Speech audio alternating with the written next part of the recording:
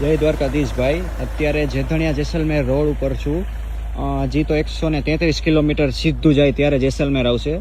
આ રોડ એટલો ખતરનાક અને સુમસાન છે કે અહીંયા એક વાહન કલાકે તો માંડ આસપાસ પસાર થતું હોય છે. ત્યારે તો રાતના 10 વાગ્યા એટલે કોક વાહન નીકળે, પણ રાતના 12 વાગ્યા પછી બહુ વાહનની અવર જવર ઓછી હોય. જો અત્યારે તમને અહીંયા બે બાજુ આકડા, ટૂંકમાં જંગલના ઝાડી ઝાખરા જેવું દેખાય, પણ એની પાછળની બાજુ આપણે જોવા જઈએ તો રણ ને રણ જ છે નકરું.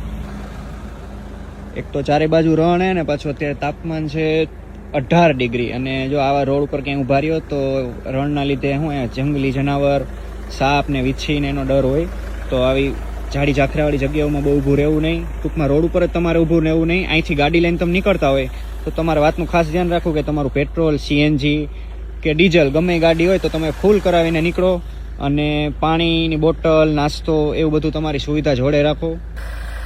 અને ખૂબ ધીમે ચલાવી ગાડી, કેમ કે આ રોડ ઉપર જો ક્યારેક એક્સિડન્ટ થશે તો તમારા ચાન્સ બહુ ઓછા રહે. કેમ કે અહીંયા મદદ બહુ લોકો મોડું કરી નાખે મદદ પહોંચાડવામાં, કેમ કે એની કનેક્ટિવિટી બહુ ઓછી છે.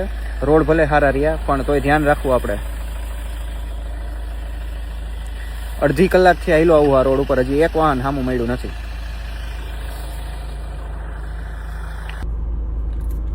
તો અત્યારે લાઇટ ચાલુ હોય ત્યાં સુધી અંજવાળું હોય, પણ જેવી લાઇટ બંધ કરી દે એટલે ભયંકર અંધારું.